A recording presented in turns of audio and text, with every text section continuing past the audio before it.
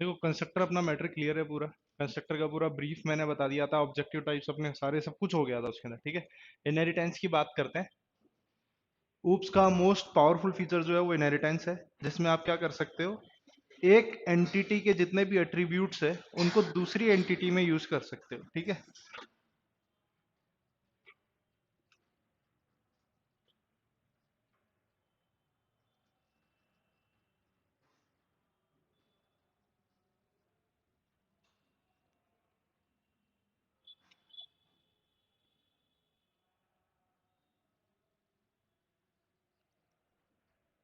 एक एंटिटी के एट्रीब्यूट्स को आप इनहेरिट कर सकते हो डिराइव्ड एंटिटी के थ्रू। एंटिटी से मेरा मतलब है क्लास, ठीक है।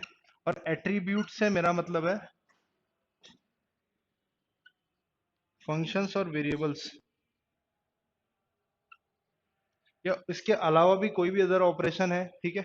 कुछ भी जो भी हो सकता है, ठीक है, पॉसिबली जो भी हो सकता है, वो जितने भी उसके पार्ट्स है, उसके मेंबर्स है, उनको अपन क्या कर सकते हैं, एक्सेस कर सकते हैं एक क्लास के थ्रू दूसरी क्लास, एक क्लास से दूसरी क्लास में।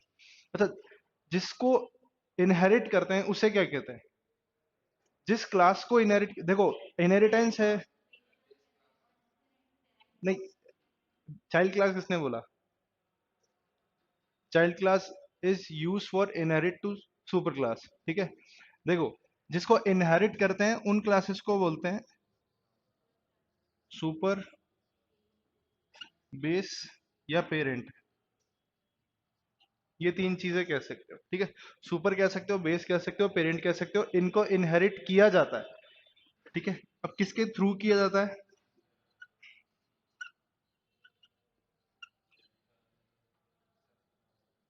डिराइव्ड, बेस और डिराइव्ड,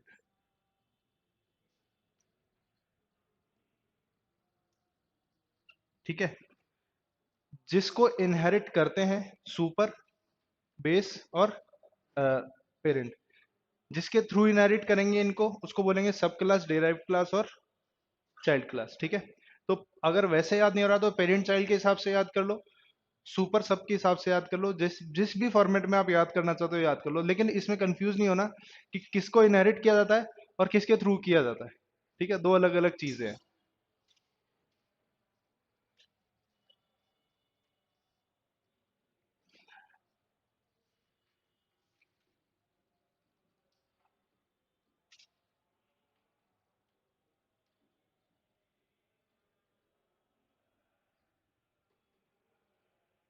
हो गया?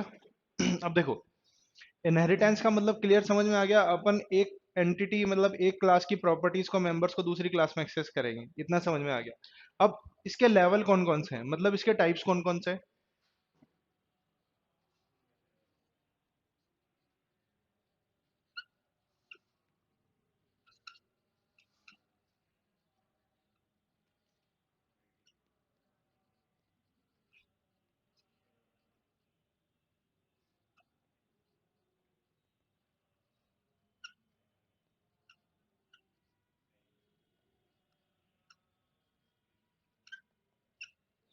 देखो, जो बेसिक लेवल पे होते हैं ना, बेसिक इनहेरिटेंस की अगर मैं बात करूं तो चार ही होते हैं,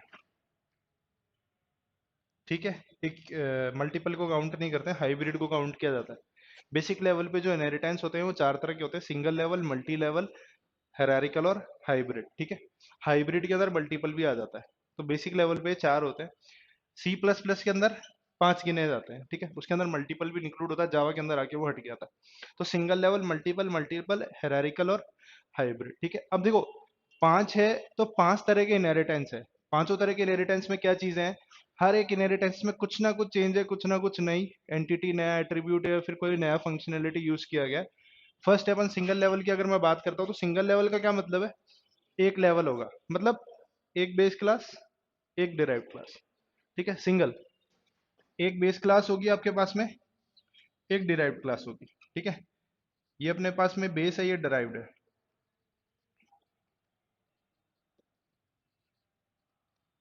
अब मैंने एरो ऊपर की तरफ लगाया, इसका मतलब क्या है, बी जो क्लास है वो ए क्लास को इनहेरिट करेगी, मतलब ए क्लास की जो भी प्रॉपर्टीज है, चाहे उसके मेंबर फंक्शंस हो, चाहे उसके वेरिएबल्स हो, लेकिन प्राइवेट नहीं होने चाहिए, ठीक है ना। प्राइवेट नहीं होने चाहिए, जितने भी पब्लिक और प्रोटेक्टेड, पब्लिक और प्रोटेक्टेड एक्सेस स्पेसिफायर्स जो वहाँ पे मेंशन किए गए हैं किसी भी फंक्शन के आगे, किसी भी वेरिएबल के आगे, सिर्फ उन्हीं को एक्सेस कर सकते हैं अपन, ठीक है। प्राइवेट मेंबर्स को अपन एक्सेस नहीं कर सकते, चाहे आप इनहेरिट भी कर रहे हो तो भी, ठीक है। ये सिंगल लेवल की बात है। सिंगल लेवल का मतलब है एक लेवल होगा, एक बेस क्लास एक derived class. Next multi level की बात करता हूँ। मल्टी लेवल का मतलब है कितने लेवल हो सकते हैं? दो। दो लेवल हो सकते हैं, कितने भी लेवल हो सकते हैं। मल्टी लेवल का मतलब है कितने भी लेवल हो सकते हैं, इसके नीचे एक के नीचे एक के नीचे एक, ठीक है। स्टेयर्स की फॉर्म के अंदर जो हो सकता, स्टेयर्स की फॉर्म में जो होगा अपने पास में क्लासेस होगी, मतलब अगर कोई क्लास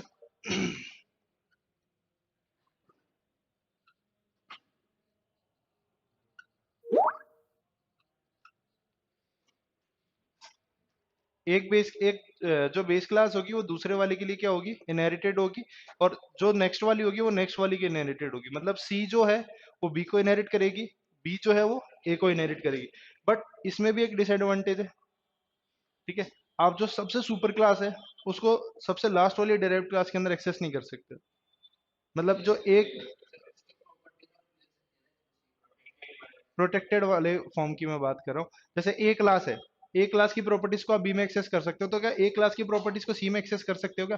कहीं से भी नहीं कर सकते। अगर करोगे तो फिर वो मल्टी मल्टी लेवल थोड़ी रहेगा। अगर अगर ए क्लास की प्रॉपर्टीज को मैं सी क्लास में एक्सेस करूंगा तो फिर वो मल्टीपल थोड़ी रहेगा, वो तो फिर हायरार्किकल हो जाएगा। एक ही क्लास की प्रॉपर्टीज को जब मल्टीपल क्लासेस के अंदर इनहेरिट किया जाता है तो वो मल्टी लेवल थोड़ी रहता है, ठीक है। समझ रहे हो ना भाई? ये हो गया अपना मल्टी लेवल। मल्टी लेवल के अंदर कोई कम ऐसा नहीं है कि भाई सिर्फ दो ही जो होंगे लेवल होंगे। मल्टी लेवल का मतलब है कितने भी लेवल हो सकते हैं, बट हर एक लेवल नेक्स्ट वाली नोड से कनेक्टेड होगा, ना कि बाकी सारी नोड से कनेक्टेड होगा। एक जो नोड होगी वो सिर्फ एक सिंगल नोड से कनेक्टेड होगी, मतलब एक क्लास एक सिंगल क्लास को इनहेरिट करेगी, ठीक है।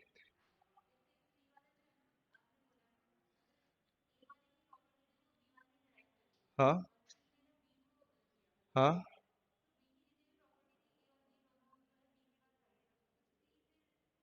ए को इनहेरिट कर सकता है, मतलब आपका क्वेश्चन ये है, मैं करेक्ट करता हूँ, आपका क्वेश्चन ये है कि इनडायरेक्टली सी जो है ए की प्रॉपर्टीज को एक्सेस कर सकता है, ये कह सकते हो कि आप।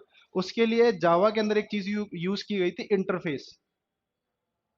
इंटरफेस जिसका यूज हम यहाँ मतलब सी प्लस प्लस के अंदर नहीं था। इंटरफेस जो है वो यही काम करता है कि आप क्या कर सकते हो इनडायरेक्टली, अगर मल्टी लेवल आप यूज कर रहे हो तो इंटरफेस के थ्रू आप क्या कर सकते हो, जो सबसे सुपर क्लास है उसकी जो प्रॉपर्टीज है उसको एक्सेस कर सकते हो।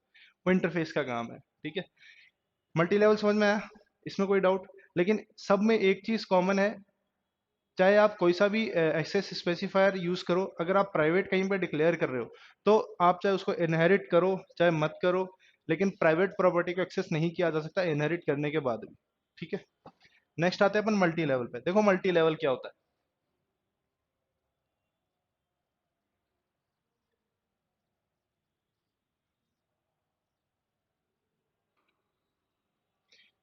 तीन क्लासेस है मेरे पास, ए बी और सी, ठीक है।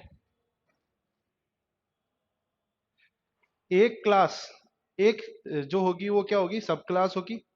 एक से ज्यादा क्या होगी, बेस क्लासेस होगी। एक से ज्यादा पेरेंट होंगे, सिंगल चाइल्ड होगा। सिंगल चाइल्ड से ज्यादा चाइल्ड नहीं हो सकते, ये पहले बता देता हूँ आपको, ठीक है। सिंगल चाइल्ड होगा, वो क्या करेगा, एक से ज्यादा उसके पेरेंट होंगे, एक सब क्लास होगी उसकी, एक से ज्यादा सुपर क्लास होगी, कुछ भी कह सकते हो। एक ही क्लास जो है एक से ज्यादा क्लासेस को इनहेरिट करेगी। समझ रहे हो? एक सिंगल क्लास एक से ज्यादा क्लासेस को क्या करेगी, इनहेरिट करेगी। यानी कि अपने क्लास अच्छे से पढ़िए, इसके अंदर मैं कुछ प्रॉपर्टीज बनाऊंगा, इसके अंदर मैं कुछ प्रॉपर्टीज डिफाइन करूंगा, डिक्लेयर करूंगा, मल्टीपल फंक्शंस बनाऊंगा, वो सब चीजें बनाऊंगा, और उन सबको मैं यहाँ पे एक्सेस करूंगा, ठीक है। एक्सेस करने का तरीका क्या है, क्लास का नेम, जो क्लास आप बना रहे हो उस क्लास का नेम, फिर जिसको इनहेरिट कर रहे हो वो कॉमा लगा के दूसरी वाली क्लास, ठीक है। कैसे इनहेरिट करते हैं, सबसे पहले एक क्लास का नेम लिखा मैंने, फिर कौन सा ऑपरेटर यूज करूंगा मैं, कॉलन, ठीक है। कॉलन के बाद में दूसरी क्लास का नेम, दूसरी क्लास का नेम के आगे क्या लगाना पड़ेगा, पब्लिक, पब्लिक, ठीक है। पब्लिक, अब क्लास का नेम जिसको आप इनहेरिट कर रहे हो, कॉमा दूसरी क्लास का नेम, ठीक है।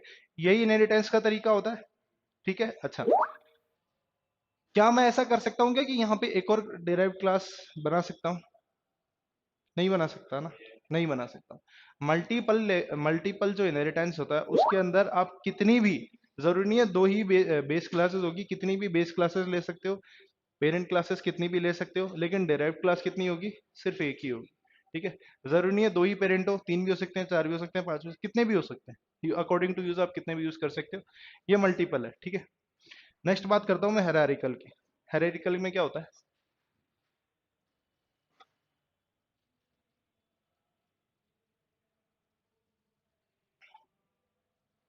ये हेरारिकल है, सिंपल। इसको उठा के अगर मैं उल्टा घुमा दूं ना, मल्टीपल जो इनहेरिटेंस है उसके अगर उठा के मैं उसके डायग्राम को अगर उल्टा कर देता हूँ, तो वो क्या कहलाएगा? हेरारिकल कहलाएगा। हेरारिकल का मतलब क्या है? पेरेंट एक ही होगा, ठीक है, चाइल्ड कितने भी हो सकते हैं, ठीक है, सुपर क्लास एक ही होगी, बेस सब क्लास कितनी भी हो सकती है, मतलब एक ही क्लास की प्रॉपर्टी को कितनी भी क्लासेस के अंदर एक्सेस किया जा सकता है। सिंपल मतलब ये है, एक ही क्लास की प्रॉपर्टी को कितनी भी क्लासेस के अंदर इनहेरिट किया जा सकता है। ठीक है, ये हेरारिकल है।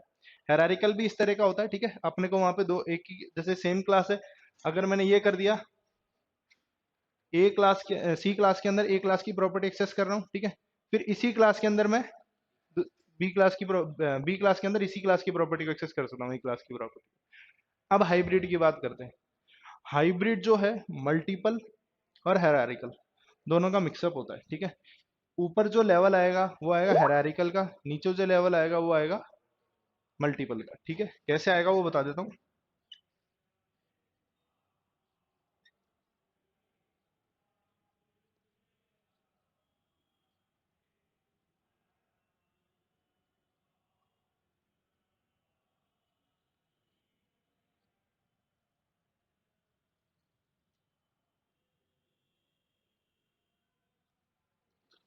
देखो,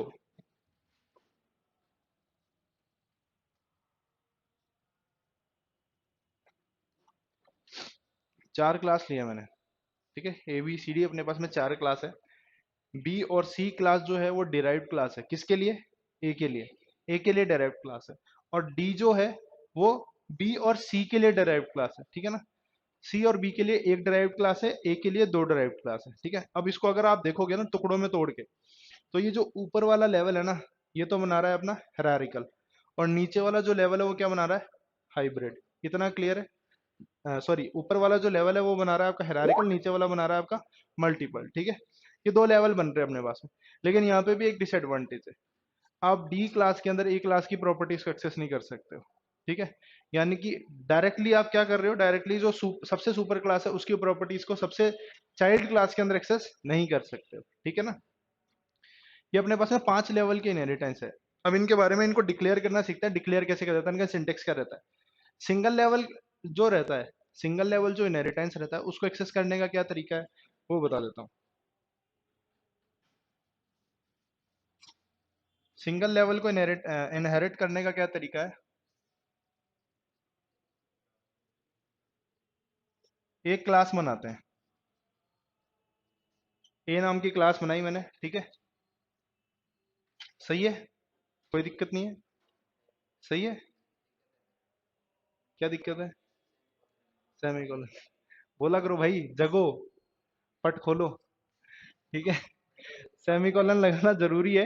ठीक है, अगर सेमीकोलन नहीं लगाओगे तो क्लास का टर्मिनेशन पूरा नहीं होगा, टर्मिनेशन पूरा नहीं होगा तो क्लास एग्जीक्यूट नहीं होगी। ठीक है, ये इसका बेसिक सिंटेक्स है। सेमीकोलन आता है क्लास के कर्ली ब्रेस जब खत्म करते हैं तो उसका आगे सेमीकोलन आता है। एक क्लास बन गई अपनी। अब इसी क्लास को मेरे को दूसरी क्लास में इनहेरिट करना है, सिंगल लेवल की बात कर रहा हूँ, तो दूसरी क्लास का नेम लूंगा मैं। ठीक है,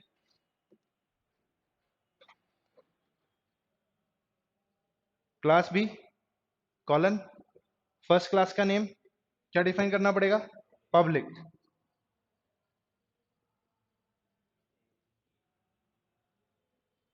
ये इसका स्ट्रक्चर है। ठीक है, एक क्लास बनाई आपने, उस क्लास की प्रॉपर्टीज को आप कहाँ एक्सेस कर रहे हो?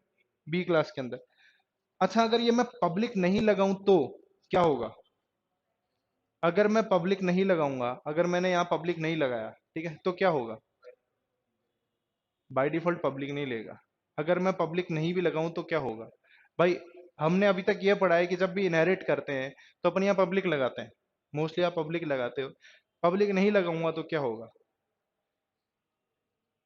ये अकेला ऐसा स्ट्रक्चर है सी प्लस प्लस के अंदर, अगर आप पब्लिक नहीं लगाओगे ना तो सिर्फ और सिर्फ जितने आपने इसको जो क्लास बनाई है ना उसको प्राइवेट डिक्लेयर कर देगा। अगर आप यहाँ पब्लिक नहीं लगाओगे तो इस क्लास को क्या डिक्लेयर कर देगा, प्राइवेट डिक्लेयर कर देगा, अगर यहाँ पब्लिक नहीं लगाओगे तो फिर इसकी प्रॉपर्टीज को आप एक्सेस भी नहीं कर सकते। ठीक है ना, ये ध्यान रखना। अब एक क्वेश्चन मेरा है, अगर मुझे ऑब्जेक्ट बनाना अपन सीख चुके हैं, क्लास के अंदर ऑब्जेक्ट कैसे बनाते हैं, ठीक है। अच्छा, अब अगर मुझे इस क्लास की प्रॉपर्टीज को एक्सेस करना है और प्लस इसी क्लास के अंदर इसकी प्रॉपर्टीज एक्सेस कर रहा हूं, तो मुझे ऑब्जेक्ट कौन सी क्लास का बनाना पड़ेगा, ए क्लास का बनाऊंगा या बी क्लास का बनाऊंगा? जो डिराइव्ड क्लास रहेगी उसी का ऑब्जेक्ट बनाया जाएगा, ना कि सुपर क्लास का ऑब्जेक्ट बना। अगर सुपर क्लास का ऑब्जेक्ट बनाओगे तो फिर फायदा क्या है इनहेरिटेंस का, कोई फायदा नहीं है ना इनहेरिटेंस का। बनाने का तरीका क्या है ऑब्जेक्ट,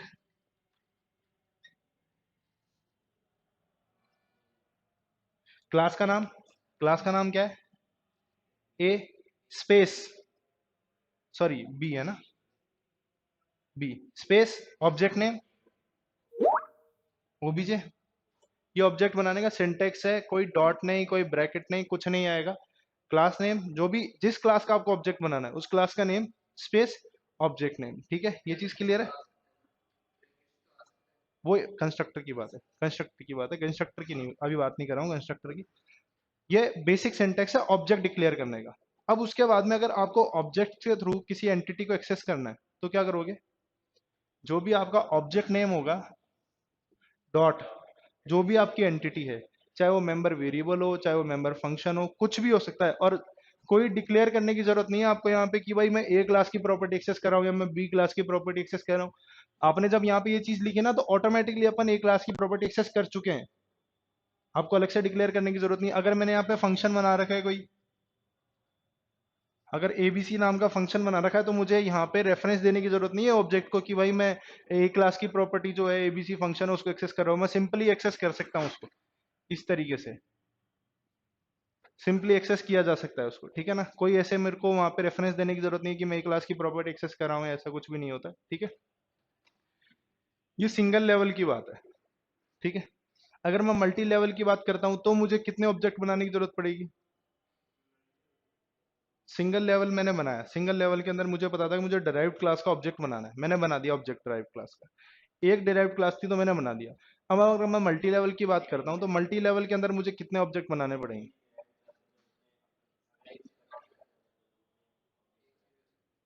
एक से हो जाएगा।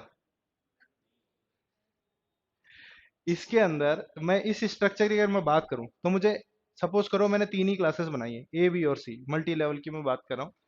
बी के अंदर ए को एक्सेस कर रहा हूँ, सी के अंदर बी को एक्सेस कर रहा हूँ, तो कितने ऑब्जेक्ट बनाने की नीड है मुझे सारी प्रॉपर्टीज को एक्सेस करने के लिए, किस क्लास के कितने ऑब्जेक्ट बनाने पड़ेंगे। जितनी आपकी डिराइव्ड क्लास रहेगी उतने ही आपको ऑब्जेक्ट बनाने पड़ेंगे। ठीक है, क्योंकि सीधी सी बात है, सी क्लास का ऑब्जेक्ट बनाओगे, ये तो पता है, सबको पता है भाई डिराइव्ड क्लास सबसे लास्ट वाली डिराइव्ड क्लास अपनी सी है। सी क्लास का ऑब्जेक्ट बनाओगे तो सिर्फ आप सी क्लास की प्रॉपर्टीज को एक्सेस कर सकते हो और बी क्लास की प्रॉपर्टीज को एक्सेस कर सकते हो। समझ रहे हो मेरी बात, जैसे मैंने यहाँ पे किया है, अगर मैं एक और ऊपर क्लास बना दूं सेम ऐसे ही, class C colon public B करके, ठीक है, तो सी क्लास की प्रॉपर्टीज एक्सेस कर सकता हूँ और बी क्लास की प्रॉपर्टीज एक्सेस कर सकता हूँ, बट ए की नहीं कर सकता हूँ। अब ए की प्रॉपर्टीज एक्सेस करने के लिए मुझे क्या करना पड़ेगा, बी क्लास का भी ऑब्जेक्ट मुझे बनाना पड़ेगा। कैसे बनाना पड़ेगा, जो चीज मैंने यहाँ लिखी है उसके जस्ट नीचे मैं ये लिख दूंगा सी स्पेस ओबीजे वन, सिंपल है। ठीक है, एक क्लास का ऑब्जेक्ट बनाया, दूसरी क्लास का ऑब्जेक्ट बनाया, अब बी क्लास का ऑब्जेक्ट बनाऊंगा उससे क्या फायदा होगा, बी की प्रॉपर्टीज भी एक्सेस कर सकता हूँ और ए की प्रॉपर्टीज भी एक्सेस कर सकता हूँ। ठीक है, तो जितनी डिराइव्ड क्लास होगी उतने ही आपको क्या बनाने पड़ेंगे, ऑब्जेक्ट्स बनाने पड़ेंगे। ये चीज क्लियर है। ठीक है, कभी भी ये मत करना कि भाई जो सबसे बेस सबसे जो डिराइव्ड क्लास है सिर्फ उसी का ऑब्जेक्ट बनाने से अपन पूरी एंटिटीज को एक्सेस कर, वो मल्टीपल के अंदर आ जाता है, वो मल्टीपल के अंदर आ जाता है। उसके अंदर आपको मल्टीपल ऑब्जेक्ट्स बनाने की नीड नहीं होती, एक ही ऑब्जेक्ट से काम चल जाता है।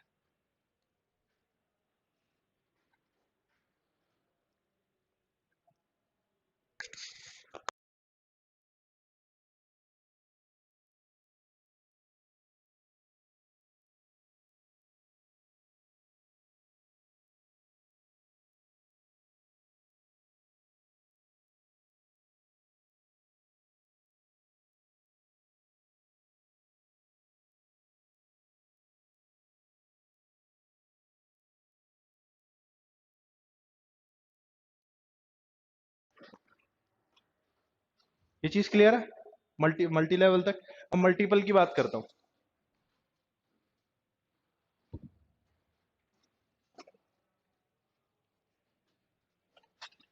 ये अपने पास में मल्टीपल का स्ट्रक्चर है, ठीक है।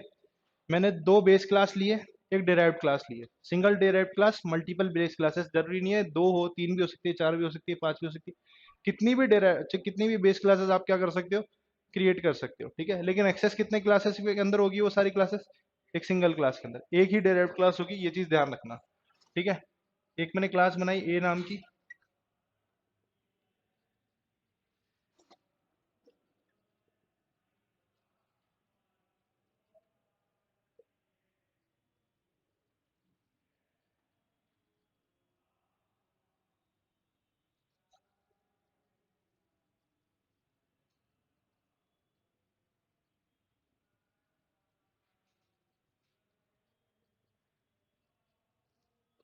ये स्ट्रक्चर है। एक क्लास बनाई मैंने, क्लास ए, ठीक है। उसकी ये बॉडी स्टार्ट कर दी मैं, ऐसे क्लास बॉडी स्टार्ट हो गई कर्ली ब्रेस से। उसके बीच में आप जो भी ऑपरेशन आप परफॉर्म करना चाहते हो वो आपने किया, सेमीकोलन, क्लास को खत्म कर दिया, ठीक है। नेक्स्ट क्लास आपने बनाई क्लास बी, वही क्लास की बॉडी परफॉर्म की, उसके बाद में सेमीकोलन उसका भी टर्मिनेशन कर दिया। दो क्लासेस अपने पास में सेपरेटली डिफाइन हो चुकी है। नेक्स्ट आपने क्लास बनाई सी, उसके अंदर आप कितनी प्रॉपर्टीज एक्सेस कर रहे हो, ए और बी की प्रॉपर्टीज।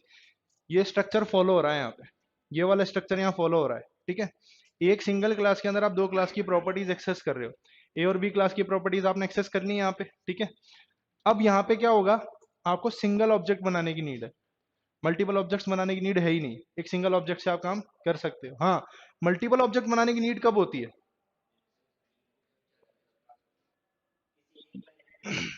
हाँ वो हो सकता है, लेकिन अगर मुझे एक ही फंक्शन को बार बार कॉल कराना है डिफरेंट डिफरेंट वैल्यूज के साथ में, तो मेरे को क्या करना पड़ेगा। अगर एक ही सिंगल मैं बात करता हूँ, अगर मैं एक क्लास के अंदर एक फंक्शन बना रहा हूँ, उस फंक्शन को मुझे चार बार कॉल करना है अलग अलग वैल्यूज के साथ में, तो क्या मुझे अलग अलग ऑब्जेक्ट बनाने की नीड है, या सिंगल ऑब्जेक्ट से मेरा काम हो जाएगा, सिंगल ऑब्जेक्ट से मेरा काम हो जाएगा, ठीक है। अगर कोई फंक्शन मैंने ऐड नाम से फंक्शन बना रखा है, ऐड, उसके अंदर मैंने दो पैरामीटर पास कर रखे हैं, और हर बार मुझे उनके अंदर डिफरेंट डिफरेंट वैल्यूज पास करनी है। मुझे इस फंक्शन को चार, ऐड फंक्शन को मुझे चार बार कॉल कराना है, और चार बार कॉल कराने के साथ उनके अंदर अलग अलग वैल्यूज मुझे पास करनी है। मतलब दो पैरामीटर्स है, उनके अंदर चार बार अलग अलग आर्ग्यूमेंट्स पास करने हैं। तो उसके लिए मुझे क्या अलग अलग ऑब्जेक्ट बनाने की नीड है, सिंगल ऑब्जेक्ट से मेरा काम हो जाएगा, सिंगल ऑब्जेक्ट से मेरा काम हो जाएगा। बस मुझे एट्रीब्यूट्स जो है वो चेंज करने होंगे, जो आर्ग्यूमेंट्स आप पास करोगे वो मुझे चेंज करने होंगे, ठीक है। इसके अंदर भी यही रहेगा, मेन फंक्शन आप बनाओगे, ऑब्जेक्ट किसका बनाओगे, सी क्लास का ऑब्जेक्ट बनेगा, ठीक है। सी क्लास का ऑब्जेक्ट बनाया आपने, इसी ऑब्जेक्ट के थ्रू आप बी क्लास की प्रॉपर्टीज भी एक्सेस कर सकते हो, इसी ऑब्जेक्ट के थ्रू सी क्लास की प्रॉपर्टी, ए क्लास की प्रॉपर्टीज भी एक्सेस कर सकते हो, ठीक है। एक क्वेश्चन है मेरा,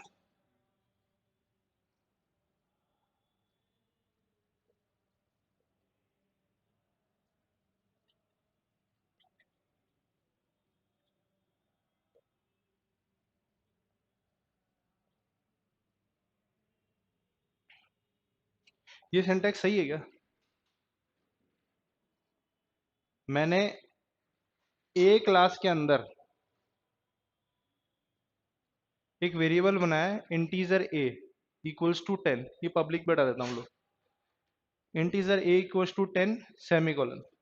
बी क्लास के अंदर कुछ नहीं किया है, सी क्लास के अंदर मैंने एक ऑब्जेक्ट बनाया ओबीजे नाम का, सी आउट ओबीजे डॉट ए, सही है, अगर सही है तो आउटपुट क्या आएगा, और नहीं है तो गलत क्यों है, वो बता दो।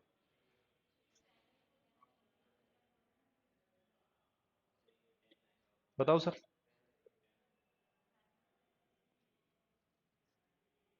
भाई न्यूट्रल मत रहो यार, कुछ तो बोलो। मैंने बताया हुआ है, ये मैंने करवाया भी था। कौन कौन 10 के साथ है, एक दो तीन, 10 के साथ हो, कंफर्म, हाँ sir. Confuse sir, confuse madam. देखो, सी प्लस प्लस की अगर मैं बात करूं तो सारे जो जितने भी आप प्रॉपर्टीज होती है क्लास की, वो बाय डिफॉल्ट पब्लिक ही होती है, ठीक है। कहीं पे भी आपको प्राइवेट डिफाइन करने की जरूरत नहीं है, बाय डिफॉल्ट जो होगी सारी प्रॉपर्टीज क्या होगी, पब्लिक होगी। इन जावा के अंदर जो होगी बाय डिफॉल्ट प्राइवेट होती है। ठीक है, तो ये डिफरेंस ध्यान रखना। सी प्लस प्लस के अंदर बाय डिफॉल्ट प्रॉपर्टीज जो होती है पब्लिक होती है, जावा के अंदर बाय डिफॉल्ट प्राइवेट होती है। ठीक है, अब अभी अगर मैंने इसको पब्लिक डिक्लेयर नहीं किया है तो बाय डिफॉल्ट ये पब्लिक ही है, मुझे इसको प्राइवेट डिफाइन करने की जरूरत नहीं है। ठीक, जब तक मुझे इसको प्राइवेट नहीं बनाना, बाय डिफॉल्ट ये पब्लिक ही है। अब ये एक क्लास की प्रॉपर्टी है, पब्लिक का मतलब है कि मैं इसको कहीं भी एक्सेस कर सकता हूँ क्लास के बाद। अब इनहेरिट कर रहा हूँ सी क्लास के अंदर, ए क्लास की प्रॉपर्टी को इनहेरिट कर रहा हूँ, तो इनहेरिट कर रहा हूँ तो सीधी सी बात है, मैंने बताया था कि किसी भी क्लास की प्रॉपर्टी को अगर आपको एक्सेस करना है तो ऑब्जेक्ट के थ्रू एक्सेस किया जाएगा, और ऑब्जेक्ट के आगे सिंपली डॉट लगा के आप उसको एक्सेस कर सकते हो। फंक्शन होगा तो फंक्शन के आगे के पैरेंथेसिस, और अंदर अगर पैरामीटर्स है तो उसके आर्ग्यूमेंट्स पास करने हैं। और अगर वेरिएबल है तो सिंपल वेरिएबल का नाम लिखना है, कुछ नहीं करना। इंट ए नाम का मैंने वेरिएबल बनाया equals to 10 cout OBJ dot A, OBJ function, OBJ object है, उसके थ्रू मैंने ए वेरिएबल को मैंने कॉल करा दिया, तो ए वेरिएबल ऑटोमेटिकली 10 वैल्यू यहाँ से उठा लेगा। ठीक है, ये चीज क्लियर है। ठीक है, तो इसमें कंफ्यूज नहीं होना है कहीं पे भी। बाय डिफॉल्ट जो होती है वो जो प्रॉपर्टीज होती है वो पब्लिक होती है। ठीक है, उनको ऐसे एक्सेस कर सकते हैं। ये एग्जांपल अभी 2-3 दिन पहले अपन ने किया था, फ्राइडे सैटरडे को शायद।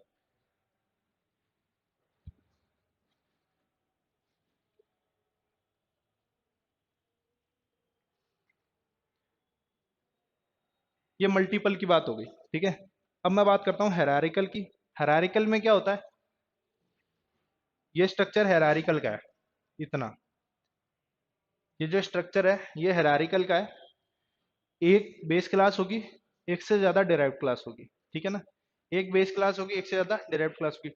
ट्री का स्ट्रक्चर देखा है, ट्री मतलब मैं डेटा स्ट्रक्चर की बात कर रहा हूँ, डेटा स्ट्रक्चर ले लो, डिस्क्रीट मैथमेटिक्स ले लो, उसके अंदर ट्री होता है। ट्री के अंदर क्या होता है, सिंगल नोड होती है, एक से ज्यादा। बाइनरी ट्री की अगर बात करें तो एक से ज्यादा नोड्स होती है ना। एक पेरेंट नोड होती है, बाकी सारी चाइल्ड नोड होती है। तो वैसे ही सेम चीज यहाँ है, एक पेरेंट नोड होगी, एक से ज्यादा चाइल्ड नोड्स होगी। नोड्स का मतलब समझते हो, पॉइंट जिसको बोलते हैं उसको नोड बोलते हैं। तो एक पेरेंट क्लास होगी, एक से ज्यादा डेराइव्ड क्लास होगी या चाइल्ड क्लास होगी, कुछ भी कह सकते हो। तो यहाँ पे इनहेरिट कैसे करेंगे, ये वाला स्ट्रक्चर फॉलो नहीं होगा यहाँ पे। यहाँ पे कौन सा स्ट्रक्चर फॉलो होगा वो देखो।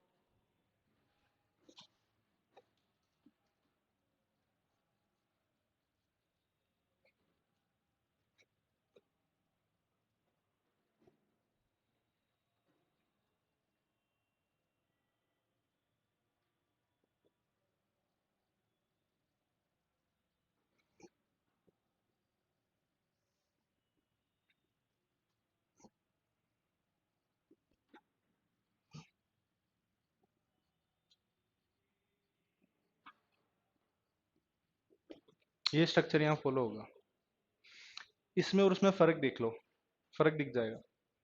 वहां पे एक क्लास के अंदर दो क्लासेस को इनहेरिट कर रहा हूँ एक साथ, यहाँ पे एक क्लास के अंदर एक क्लास को इनहेरिट कर रहा हूँ, दूसरी क्लास के अंदर भी उसी सेम क्लास को इनहेरिट कर रहा हूँ। एक क्लास बनाई मैंने, ए को ही बी में एक्सेस कर रहा हूँ, ए को ही सी में एक्सेस कर रहा हूँ। ये स्ट्रक्चर कौन सा है, ये वाला स्ट्रक्चर है।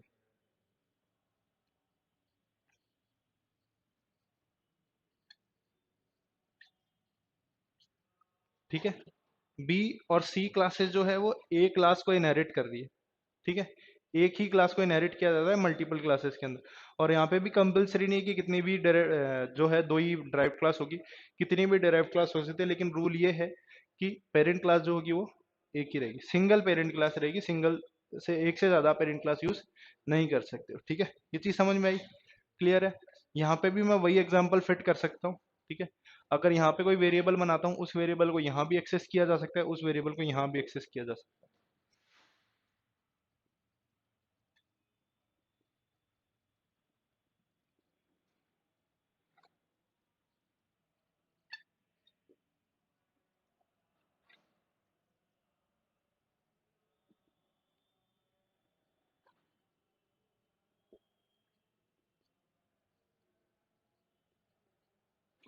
इसका आउटपुट क्या आएगा, मैंने एक ए नाम का वेरिएबल बनाया है इक्वल्स टू 10 ए क्लास के अंदर, बी क्लास के अंदर भी उसको इनहेरिट किया, सी क्लास के अंदर भी उसको इनहेरिट किया। ठीक है, एक ये सॉरी, एक मिनट, एक चीज मैं करेक्ट कर देता हूँ, मैंने मेन फंक्शन नहीं बनाया।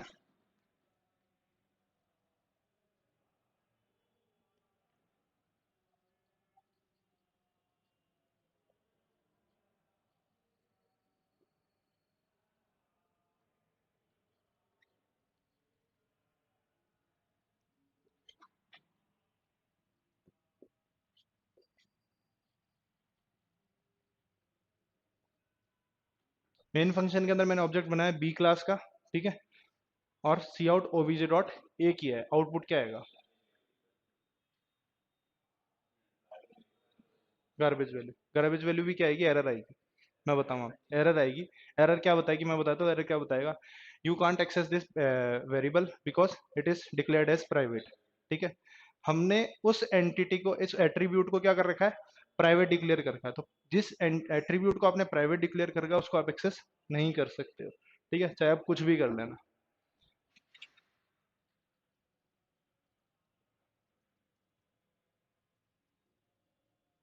अब आउटपुट क्या आएगा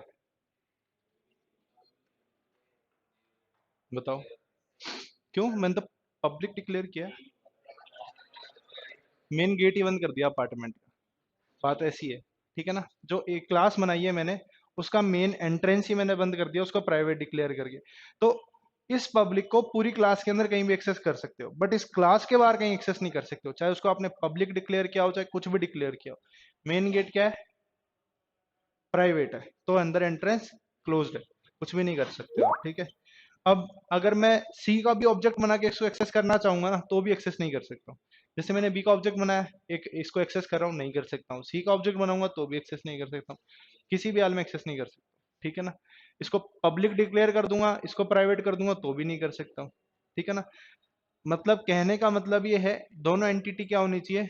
पब्लिक होनी चाहिए, तभी आप उसको एक्सेस कर सकते हो, ठीक है।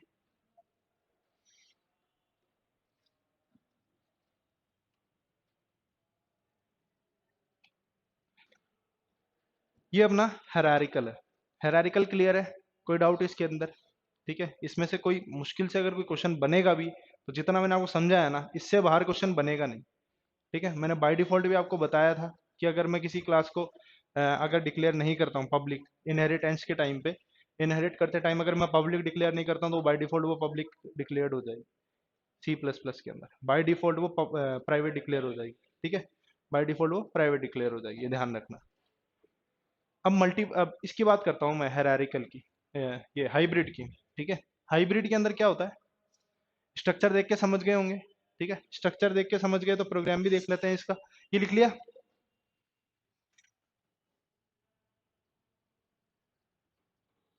सही है क्या स्ट्रक्चर?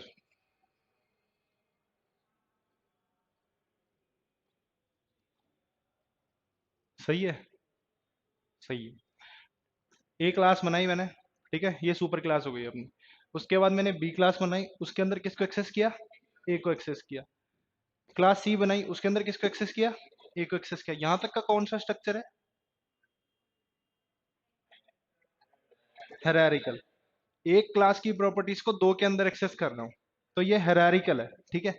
अब नीचे की बात करता हूँ, क्लास डी, इसके अंदर दो प्रॉपर्टीज एक्सेस कर रहा हूँ, एक तो बी की एक्सेस कर रहा हूँ, एक सी की एक्सेस कर रहा हूँ। ये कौन सा स्ट्रक्चर हो गया?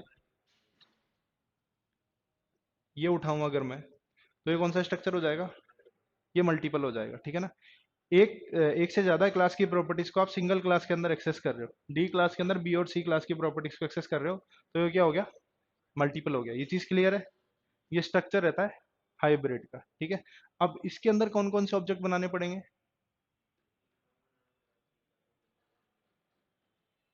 अगर मुझे हर क्लास की एंटिटी एक्सेस करनी है, हर क्लास के एट्रीब्यूट्स को मुझे एक्सेस करना है, प्रॉपर्टी एक्सेस करनी है, तो मुझे कितने एट्रीब्यूट, कितने ऑब्जेक्ट्स बनाने पड़ेंगे?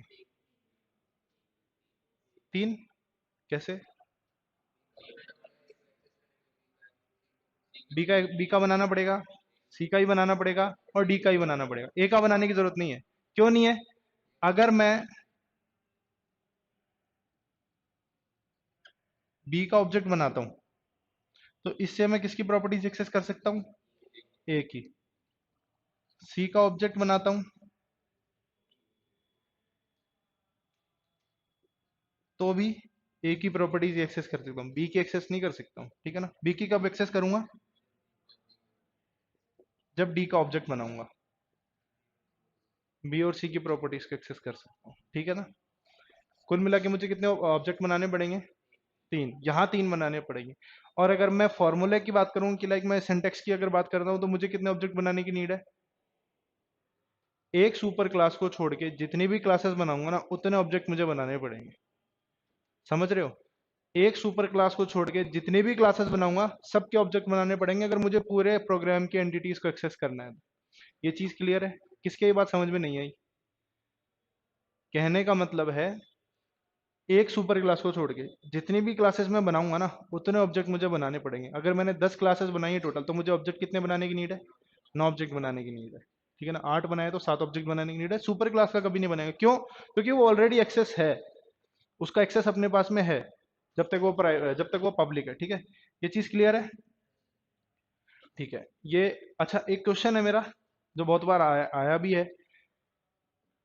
कौन से इनहेरिटेंस के अंदर डायमंड प्रॉब्लम अकर होती है? कौन से इनहेरिटेंस में डायमंड प्रॉब्लम अकर होती है? डायमंड प्रॉब्लम क्या होती है वो भी बता देता हूँ मैं। डायमंड प्रॉब्लम का मतलब होता है जब हम अलग अलग क्लासेस के अंदर सेम नाम के फंक्शन बना लेते हैं। इनहेरिटेंस है, सेम नाम के फंक्शन बना लिए मैंने। एक क्लास के अंदर सेम नाम के फंक्शन बना सकता हूँ लेकिन उसको सिर्फ ओवरलोड कर सकता हूँ पैरामीटर्स बदल के। लेकिन अगर अलग अलग क्लास में बना रहा हूँ तो सेम नाम के फंक्शन भी बना सकता हूँ, सेम नाम के पैरामीटर भी और सेम क्वांटिटी के पैरामीटर्स भी पास कर सकता हूँ। उसको बोलते हैं ओवरराइडिंग। ठीक है? तो वो वाली कंडीशन कहाँ कर होती है?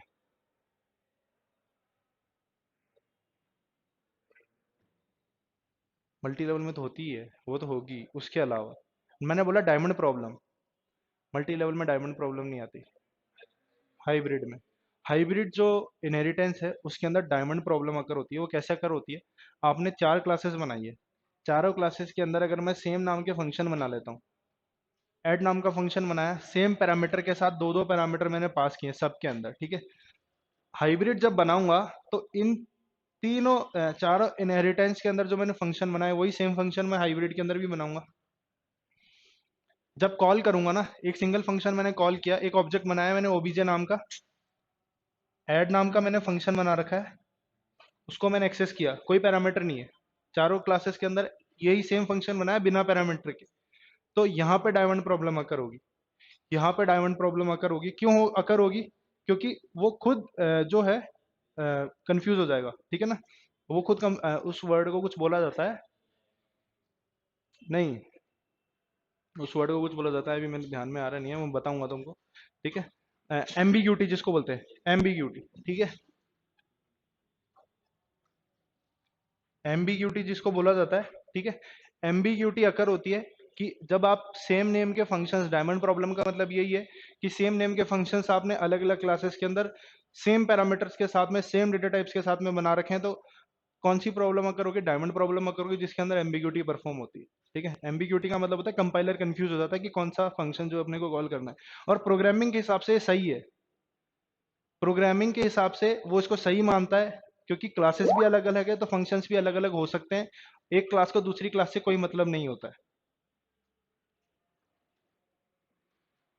लाइन से अगर 4 स्कूल बने हुए हैं तो चारों स्कूल के अंदर 6 क्लास हो सकती है।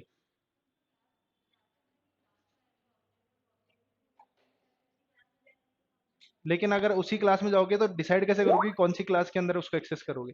मैंने ऑब्जेक्ट बनाया है सी क्लास का, आप यही कहना चाह रहे हो कि मैं जिस क्लास का ऑब्जेक्ट बनाऊंगा उसी क्लास को उसको एक्सेस करूंगा ना? लेकिन अगर मैंने इनहेरिटेंस की अगर मैं बात करूं, मैंने डी क्लास का ऑब्जेक्ट बनाया, जो फंक्शन मैंने डी क्लास के अंदर बना रखा है वही फंक्शन मैंने सी क्लास के अंदर भी बना रखा है। और यहाँ पे कहीं पे भी हम मेंशन नहीं करेंगे कॉलिंग के टाइम पे कि हम कौन से फंक्शन, कौन सी क्लास के फंक्शन को कॉल करा रहे हैं। तो आप कैसे डिसाइड करोगे कि कौन से क्लास का फंक्शन कॉल होगा? सेम फंक्शन है तो कैसे डिसाइड करोगे? नहीं कर सकते ना। उसको बोलते हैं एम्बिग्यूटी। ठीक है? तो वो एम्बिग्यूटी यहाँ पे परफॉर्म होती है। ये चीज समझ में आई?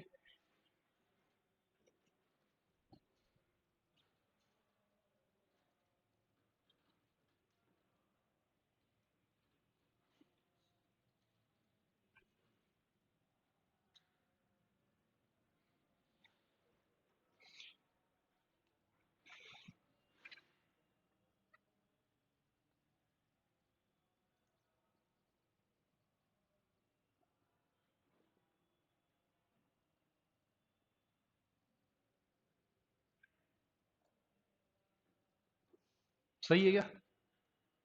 सही है भाई। अभी तक अपन ऐसा कर रहे थे कि पहले बेस क्लास बना रहे थे, फिर डेराइव्ड क्लास बना रहे थे। अब मैंने पहले डेराइव्ड क्लास बना दी और अब बेस क्लास बना दी।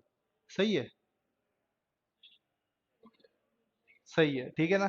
देखो, मैं हर क्लास में बोलता हूँ कि जो सी प्लस प्लस जो अप्रोच है, जो उसके कंपाइलर की अप्रोच होती है, वो बॉटम टू टॉप चलती है, मेन से एग्जीक्यूट होता है, बॉटम टू टॉप चलती है। तो बॉटम टू टॉप चलने का मतलब यही है, आप कहीं भी कोई भी क्लास बनाओ, सबसे पहले क्या एग्जीक्यूट होगा, मेन एग्जीक्यूट होगा। सबसे पहले मेन एग्जीक्यूट होगा, उसको मतलब नहीं आपने ऊपर क्या लिख रखा है, नीचे क्या लिख रखा है, उससे कोई फर्क नहीं पड़ता। पहले बेस बना रखी है, पहले डेराइव्ड बना रखी है, उससे कोई फर्क नहीं पड़ता है।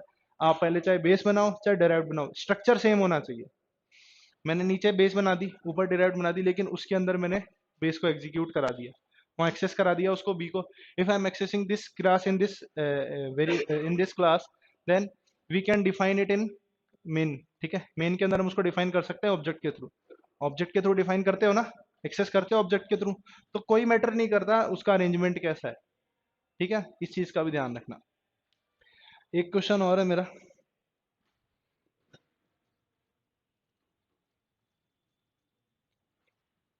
अगर मुझे एक क्लास बनाई है मैंने,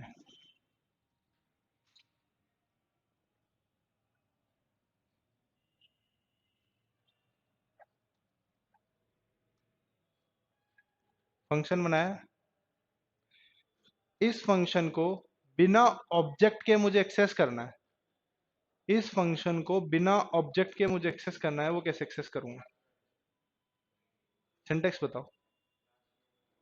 क्लास नेम कैसे लिखूंगा, सिर्फ ए या क्लास ए लिखूंगा, क्लास ए लिखूंगा? बिना ऑब्जेक्ट के मुझे इस फंक्शन को एक्सेस करना है, मैंने बताया हुआ है, स्कोप रेजोल्यूशन ऑफ, हाँ, क्लास आएगा, उसका क्लास का नेम आएगा, फिर स्कोप रेजोल्यूशन ऑपरेटर आएगा, उसके बाद फंक्शन का नेम आएगा। ठीक है ना, ये सिंटेक्स रहता है इसका। ठीक है, अगर मुझे बिना ऑब्जेक्ट के किसी फंक्शन को एक्सेस करना है, तो मैं कैसे एक्सेस करूंगा, स्कोप रेजोल्यूशन ऑपरेटर के थ्रू एक्सेस करूंगा। ठीक है, स्कोप रेजोल्यूशन ऑपरेटर बोलते हैं इसको। फिर से बता रहा हूँ, भूल जाते हो बार बार। स्कोप रेजोल्यूशन ऑपरेटर बोलते हैं, इसी के थ्रू हम क्या कर सकते हैं, लेकिन सिर्फ फंक्शन को, ना किसी वेरिएबल को। वेरिएबल को एक्सेस नहीं कर सकते, वेरिएबल को एक्सेस नहीं कर सकते हो आप स्कोप रेजोल्यूशन ऑपरेटर के, तो ये ध्यान रखना। अगर हाँ वेरिएबल को एक्सेस करना है, तो आपको ऑब्जेक्ट बनाना पड़ेगा, तो आपको ऑब्जेक्ट बनाना पड़ेगा, वो नेसेसरी।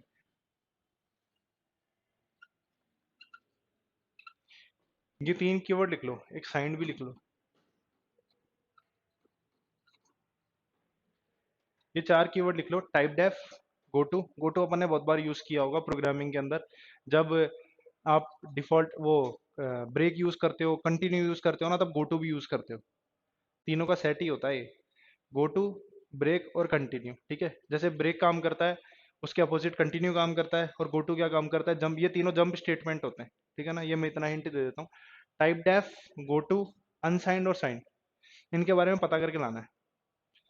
अनसाइंड और साइंड का लगभग सेम है, बस पॉजिटिव नेगेटिव का डिफरेंस है, पॉजिटिव नेगेटिव का डिफरेंस है। जैसे मैं हिंट दे देता हूँ, जब वेरिएबल डिक्लेयर करते हैं ना, तो बाय डिफॉल्ट जो होता है वो अनसाइंड होता है। बाय डिफॉल्ट, बाय डिफॉल्ट जो वेरिएबल होता है वो अनसाइंड होता है, अपन डिक्लेयर नहीं करते, अपन लिखते हैं इंट। हाँ, नहीं नहीं, अनसाइंड में, साइंड में negative values by default signed होता है। अगर अनसाइंड डिक्लेयर करना है तो अपने को लिखना पड़ता है, तो अपन इंट ए लिखते हैं, तो बाय डिफॉल्ट साइंड होता है। ठीक है ना, लिखते हैं ना अपन साइन इंट ए, तो उसकी जगह इंट ए भी लिख दोगे तो भी काम चल जाएगा।